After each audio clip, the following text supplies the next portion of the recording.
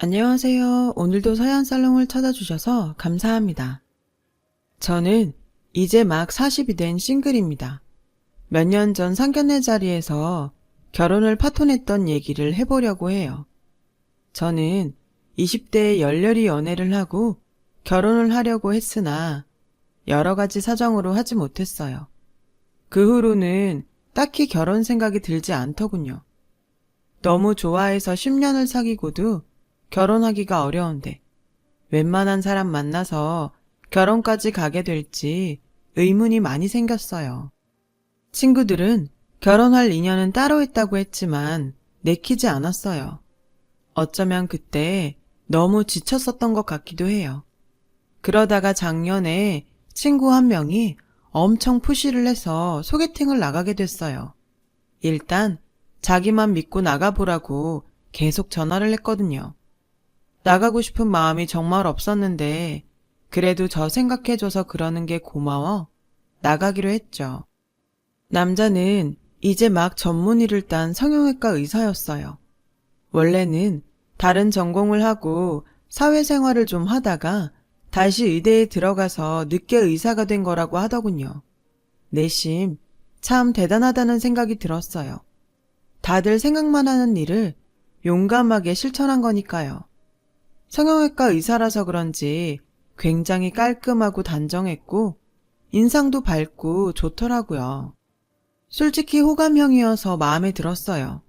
저는 음악을 전공했는데 그 남자는 그걸 참 좋아했어요. 자기도 음악에 관심이 많다고요. 그렇게 얘기를 하다 보니 생각보다 음악 취향도 잘 맞았고 취미나 음식 좋아하는 것도 비슷하더라고요. 영화를 좋아하는 것도 같았고요. 처음 만난 자리에서 영화 얘기에 드라마 이야기, 음식 이야기를 하다 보니 시간 가는 줄 몰랐고 낮에 만난 저희는 저녁까지 먹고 헤어졌어요. 저는 그저 말이 좀 통한다고만 생각하고 가벼운 마음으로 있었는데 다음 날부터 남자가 저한테 계속 전화를 하더군요. 제가 마음에 들었다며 정식으로 사귀어 보자는 거였어요. 저도 싫지는 않았지만 나이가 있으니까 망설여졌어요. 제 나이면 일단 결혼을 전제로 사귀게 될 테니까요. 저는 사실 차라리 혼자 사는 게 더 편하겠다는 생각이 들었어요. 그런 제 마음을 알았는지 남자는 일단 다른 건 정하지 말고 서로 잘 통하니 만나는 시간에 충실하자고 하더라고요. 그렇다면 나쁘지 않을 것 같아서 저도 결국은 그러자고 했어요. 저희는 만날수록 참 잘 통하는 것 같았어요. 영화관에 가서 영화도 보고 지방의 유명한 맛집을 찾아서 밥을 먹고 하는 것도 괜찮더라고요. 그러다가 서로의 방 인테리어를 조언해 줄 만큼 친해졌어요. 이 정도쯤 되자 소개해 준 친구는 그냥 어영부영 넘기지 말고 올해가 가기 전에 결혼을 하든지 결혼 약속을 하라고 엄청 적극적으로 밀더라고요. 우린 서로 결혼에 대해서 부담 갖지 않기로 했어. 지금 이대로 지내는 것도 만족스럽고 라고 하자 너 지금은 괜찮을지 몰라도 나이 좀만 들어봐. 주변에 친구들은 다 가정 있는데 너만 혼자면 그것도 되게 쓸쓸하고 외로워. 우울증이 괜히 생기는 줄 아니? 혼자서 사니까 그래. 그러지 말고 잘 생각해봐. 라더군요. 그 말도 맞는 말이긴 했어요. 부모님이 제가 자유로운 직업에 예술 전공자라고 좀 내버려 두신 건 있지만 이제나 저제나 제가 결혼하겠다는 말을 꺼내기를 기다리고 계신다는 걸 알고는 있었어요. 저는 대학에서 클래식 작곡을 전공했지만 프로듀싱 공부를 따로 해서 여러 대중가요 작업에도 참여했죠. 가끔 입시생들을 봐주기도 했고요. 벌이도 나쁘지 않고 재미도 있었어요. 남자도 은근 제 직업을 주변에 자랑하듯 얘기하는 것 같더라고요. 제가 시간을 어느 정도 자유롭게 쓸 수 있어서 남자 병원 일하는 시간에 맞춰서 편하게 만나는 것도 되게 좋아하는 눈치였어요. 사실 제가 자기한테 맞춰주니 얼마나 편했겠어요. 그런 것들이 좋았는지 남자는 언젠가부터 결혼 얘기를 자연스럽게 꺼내기 시작하더군요. 저도 친구나 부모님 때문에 조금 마음이 흔들리긴 했지만 그렇다고 적극적으로 결혼에 발벗고 나서진 않았어요. 그랬더니 이 남자가 점점 집착하면서 어쩌다 전화를 못 받으면 수십 번 하는 거였어요. 왜 전화 안 받았어? 작업했어? 내일 한다며. 거기 있는 사람 누구누구야? 라고 하질 않나? 혹시 나 말고 다른 남자 있는 거 아니야? 그러니까 결혼 얘기만 나오면 이렇게 심드렁하지. 라며 사람 숨통을 조여왔어요. 일하는 시간이 바뀌었어. 자기도 환자 예약 시간 바뀔 때 있잖아. 그거랑 똑같은 거지. 그리고 같이 일하는 사람들인데 누구랑 있으면 뭐. 내가 자기 간호사들 일일이 확인 안 하잖아. 라고 짜증을 냈더니 얼른 아니 그런 의도는 아니었어. 미안해. 화난 거 아니지? 화 풀어. 라고 비굴할 정도로 사과하는 게 반복되곤 했죠. 저는 이런 지겨운 관계로 남게 될 바에야 헤어지는 게 낫지 않을까 그런 생각까지 했어요. 그런데 그런 낌새를 알아챈 건지 어느 순간부터 집착적으로 전화를 안 하더군요. 또 사람이 굉장히 순순해졌더라고요. 뭐든 저한테 잘 맞춰주려고 했고 다신 일하는 거 가지고 말 안 했고요. 계속 그런 상태가 잘 유지되니 저도 이 남자라면 괜찮지 않을까 그런 생각이 들었어요. 친구 말대로 나중에 혼자 외로워지면 어쩌나 하는 마음이 컸죠. 그러던 어느 날 남자는 식사 약속에 핑크 장미 백송이와 반지를 가져와 저에게 청혼을 했어요. 정혜야, 난 진짜 다시 너 같은 사람 못 만날 것 같아. 물론 우리가 결혼을 생각하고 만난 거 아닌 거 알아. 네가 결혼에 큰 뜻이 없다는 것도 알지. 하지만 네가 그런 생각했던 거 엄청 후회될 만큼 내가 매일 재미있는 결혼 생활 만들 자신이 있어. 너도 나 알잖아. 한번 마음 먹으면 뭐든 그렇게 하는 거. 나는 우리가 같이 있을 때 이렇게 좋은데 굳이 결혼 안 하고 이렇게 있어야 할 이유를 모르겠거든. 항상 같은 공간에서 서로 보면서 지내면 얼마나 좋을까? 난 요새 그 생각밖에 안 하고 살아. 너도 솔직히 우리 만나는 거 좋아하잖아. 같이 있으면 즐겁고 그런데 계속 따로 떨어져 살아야 할 이유가 있을까? 나 정말 너랑 결혼하고 싶다. 결혼해줘. 너무도 솔직한 그의 고백에 조금 감동했어요. 내가 뭐라고 이렇게까지 하나 싶은 생각도 들었죠. 저는 그렇게 솔직하고 절절하게 청혼하는 사람에게 대뜸 아니라고 못했고 어영부영 그러다가 정말 결혼 이야기가 진행되기 시작했네요. 저는 남자의 부모님을 만나러 가기 전날 생각이 많아졌어요. 이거 내가 원해서 하는 결혼이 맞나? 말이 잘 통하고 같이 있는 게 즐거우면 정말 결혼하는 게 맞는 건가? 얼떨결에 결혼을 선언하고 나니 여전히 마음에 찜찜함이 있었거든요. 친구는 잘 생각했다고 적극 찬성했지만 어차피 남이 살아주는 인생이 아닌 제 인생이니까요. 그래도 저는 제가 한 결정에 책임을 져야 했어요. 마음은 무겁지만 남자의 부모님을 만나러 갔어요. 저희는 만나면서 서로의 집안 얘기는 하지 않았기 때문에 저도 남자 부모님이나 집에 대해 몰랐고 남자도 저희 집에 대해서는 몰랐어요.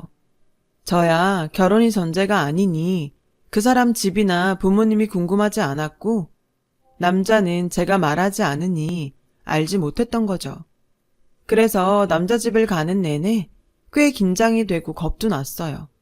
시부모님 되실 분들한테 실수라도 하면 어쩌나 싶었거든요. 그래서 선물도 할 수 있는 한도에서 제일 좋은 것들로 준비했죠. 저는 두근거리는 마음을 진정시키며 그 사람과 집에 들어갔어요. 그 사람이 엄마, 아버지, 우리 왔어요.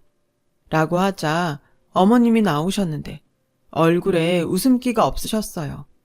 저는 괜히 가슴이 철렁해서 인사를 드렸는데 어머님은 저를 위아래로 쓱 보시더니 제가 가져온 선물을 들고 아무 말 없이 부엌으로 가버리셨어요.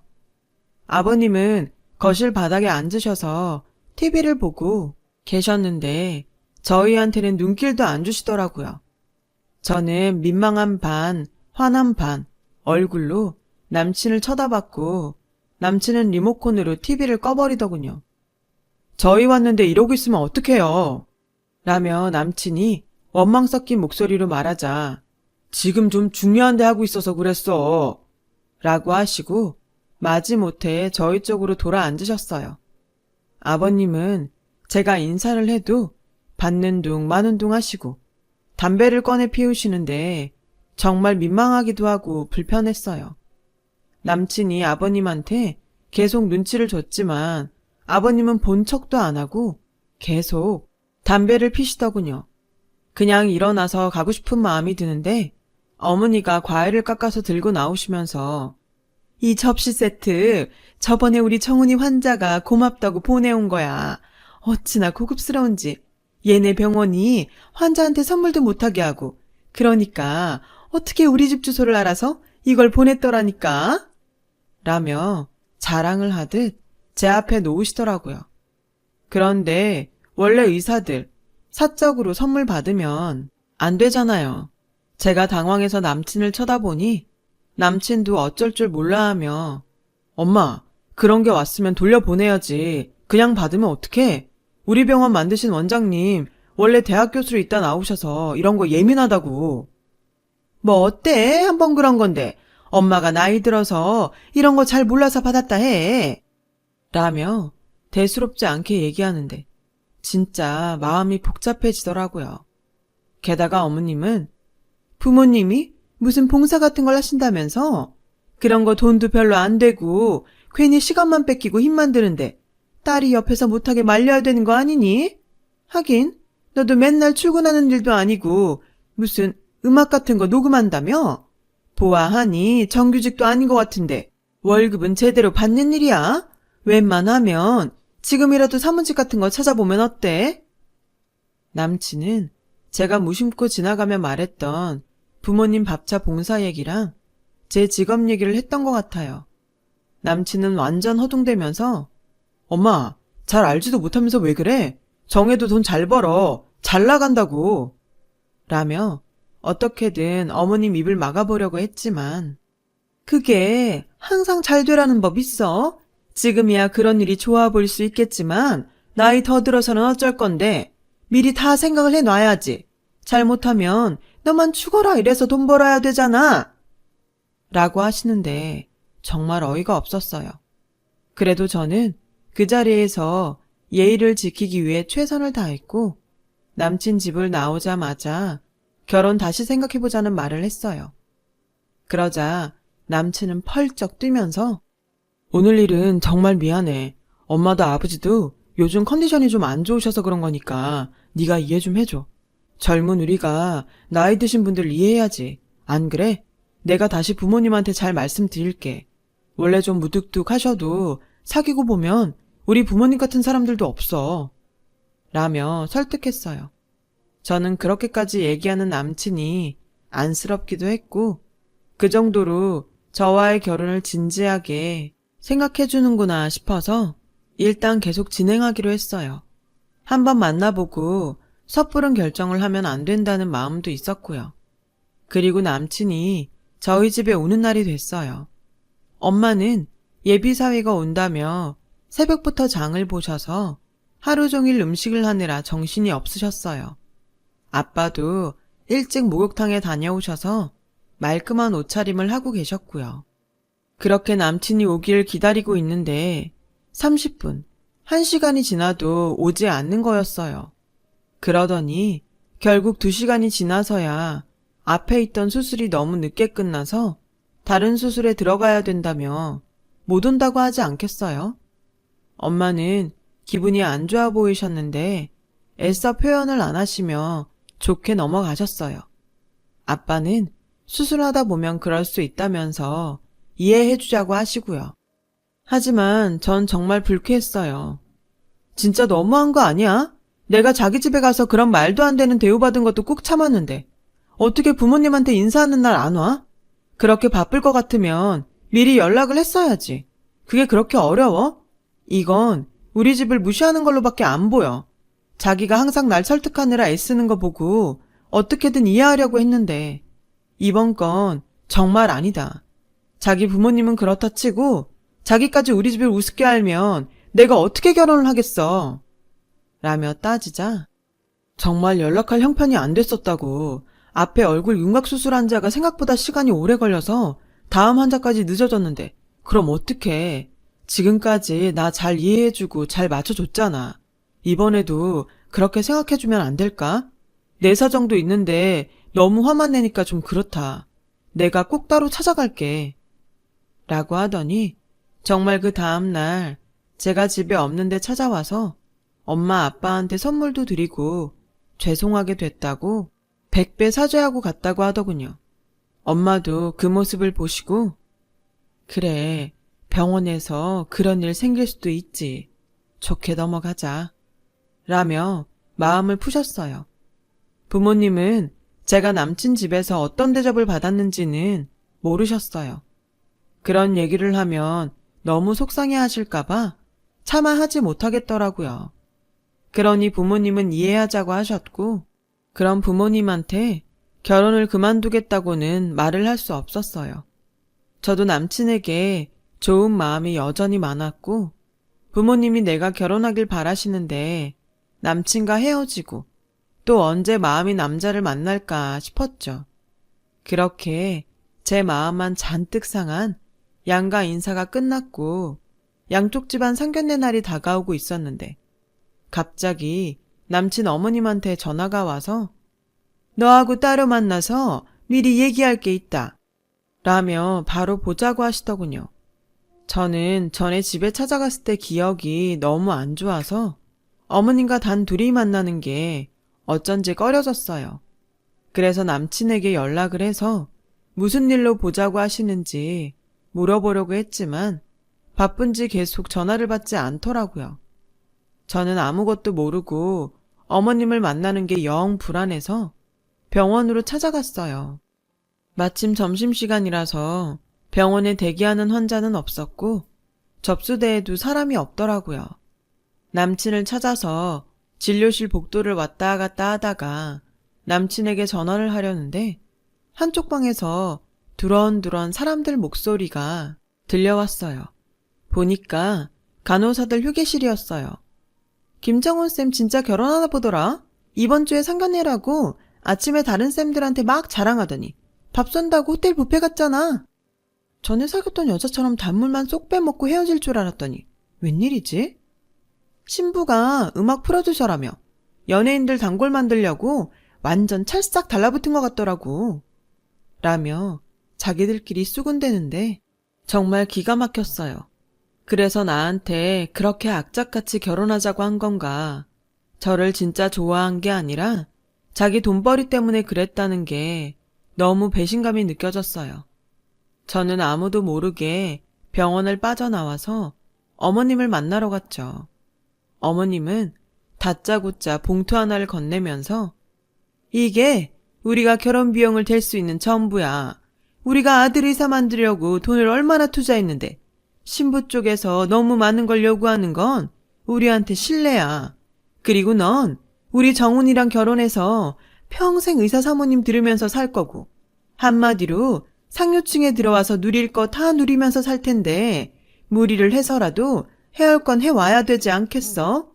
요즘은 옛날이랑 달라서 의사는 의사끼리 결혼 많이 하는 거 알지? 네가 특별한 케이스로 우리 정훈이 만난 거지. 진짜 이런 경우 없다. 그러니까 강남의 전셋집 아니면 성동구쯤에 집 하나는 마련해 와야지. 라며 대놓고 요구를 하시더군요. 저는 어머님이 가신 후에 봉투를 열어보고 깜짝 놀랐어요. 거기에는 단돈 50만 원이 들어있었고 예단으로 준비해야 할 목록이 빽빽하게 적힌 종이가 있었어요. 저는 집에 와서 그 봉투를 부모님께 보여드리면서 엄마, 고모부 그날 시간 되시는지 물어봐줘. 아니, 무조건 꼭 상견례장에 나오라고 해. 내가 진짜 그냥 안 넘어갈 거야. 그렇게 단단히 벼르고 있는데 남친 전화가 와서 아까 계속 전화했던데 무슨 일 있는 거 아니지? 라고 하길래 별일 없었어. 점심이나 같이 먹을까 했지. 참, 이번 주 일요일에 상견례에는 절대 늦으면 안 돼. 그날 갑자기 수술 생기거나 그런 거 아니지? 우리도 일요일은 쉬어야지. 아주 특별한 경우 아니면 수술 안 해. 엄마 아버지랑 늦지 않게 갈게. 걱정하지 마. 라며 전화를 끊었어요. 저와 부모님은 이미 마음으로 끝을 보자고 결정하고 상견례 날을 기다렸어요. 그렇게 상견례 날이 되었고 저와 부모님이 먼저 약속 장소에 나가 있었죠.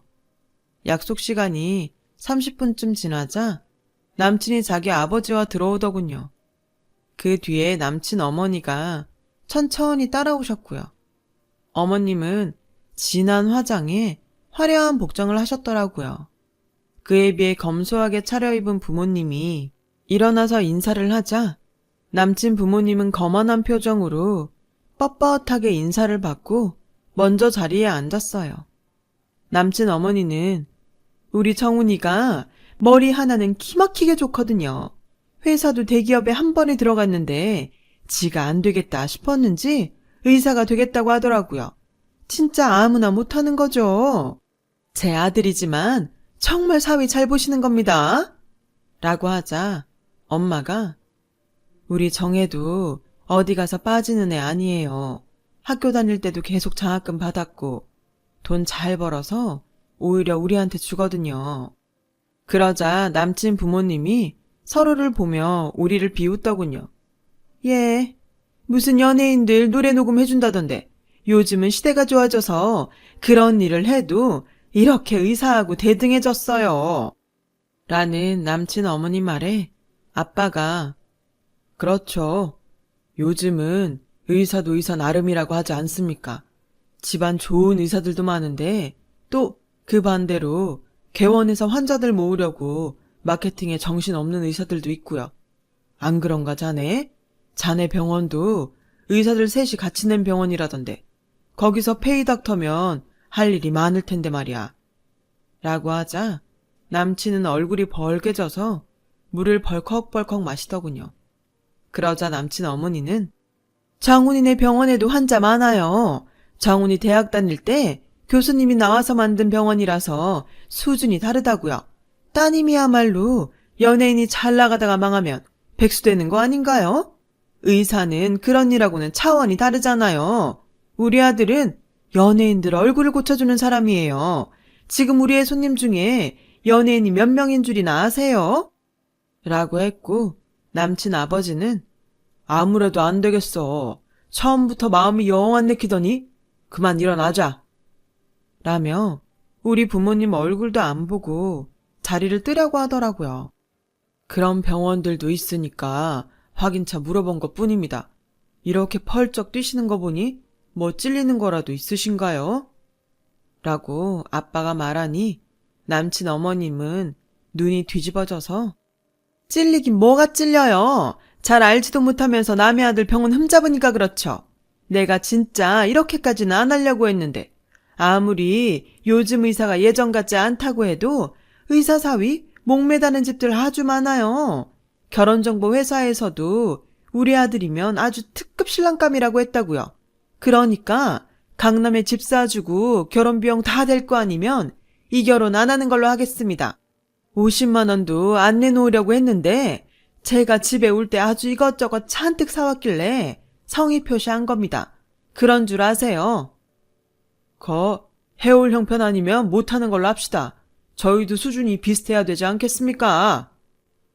남친 어머니 아버지가 연달아 말하자 부모님은 알겠다고 하셨어요. 아빠는 서류 하나를 보여주며 이게 우리 부부가 죽으면 정혜한테 물려주려고 한 강남 집무소입니다. 20평이 좀 안 되는 작은 거긴 해도 앞으로 재건축할 장소라서 투자 가치도 충분하고 값이 떨어질 일은 없는데 저도 그렇게 제 딸 무시하는 집에 보낼 수 없습니다. 그러자 갑자기 남친 부모님 안색이 변했어요.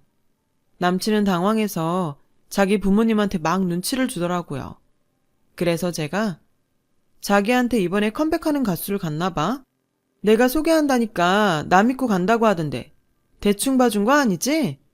왜 모르는 척해? 내가 저번에 가수들 갈 거라고 말했잖아. 라고 하니 남친 부모님은 입을 딱 다물더군요. 그때 고모부가 막 식당에 들어오셔서 내가 늦은 거 아니지? 시간 맞춰 온다는 게 5분 정도 늦었네. 고모부 괜찮아요. 이제 막 본격적인 얘기 했거든요. 라고 하자 남친은 얼굴이 하얗게 질려서 자리에서 벌떡 일어나 교수님이 여기 어떻게 고모부가 우리 학교 교수님이었으면 말을 했어야지. 라길래 저는 우리가 만나는데 고모부가 뭘 하는지 그게 왜 중요해? 두 사람 마음만 잘 맞으면 되는 거 아니었어? 자기도 전에는 나한테 그렇게 얘기했잖아. 근데 그게 아니었나 보네? 내가 소개해서 간 연예인들도 자기 잘라서 가는 건 줄 아는 거 보니까. 고모부는 자네 병원 세운 김 원장이 나랑 아직도 연락 자주 하는 거 알고 있나? 아무튼 내 금쪽 같은 조카한테 자네 집에서 어떻게 했는지 잘 알았네. 라고 했고 그제야 남친 어머니는 이러지 말고 우리 다시 잘 얘기해보죠. 둘이 좋아서 결혼한다는데. 라길래 저는 정 다 떨어졌어요. 저한테 그동안 하신 거나 혼수 비용이라고 50만 원 보낸 거. 너무 기도 안 차서 이런 자리 마련한 거라고요. 연예인 망하면 제가 백수 돼요? 그 연예인들이 저희한테 와서 잘 봐달라고 한다고요. 몰라도 뭘 너무 모르시네요. 라고 했고 엄마도 그동안 우리 딸한테 어떻게 했는지 너무 잘 알겠네요. 얘기 듣고도 믿기지가 않았는데 더 진행되기 전에 알게 돼서 다행입니다. 라며 저와 아빠, 고모부 보고 나가자고 했습니다. 남친 부모님은 우리 고모부한테 아들 잘 봐달라고 사정했지만 고모부는 아무리 의사 아들이 잘났어도 남의 자식한테 그러면 되겠습니까? 우리 정혜도 귀한 딸이고 조카입니다. 그렇게 저의 결혼은 없던 걸로 됐고 저도 점차 일상으로 돌아왔죠. 그 뒤로도 남친은 저한테 여러 번 전화하고 만나달라고 했지만 거절했어요. 소개한 친구는 제 얼굴을 똑바로 보지도 못하고요. 그냥 제가 능력 있으니 혼자 살아도 될 것 같은데 정말 마음 잘 맞는 사람 만나면 어떨지 또 모르죠. 사람이 사람을 보고 만나는데 왜 그렇게 직업이며 돈이며 그게 1순위인 건지 그런 거에 눈멀어서 사람도 제대로 볼 줄도 모르면서 그것 때문에 사람한테 상처 두고 그렇게 살고 싶지 않습니다. 살면서 돈도 중요하죠. 명예도 중요하고요. 돈이 중요한 만큼 저도 능력 있고 멋진 사람이 먼저 되도록 더 노력하면서 살아야겠습니다.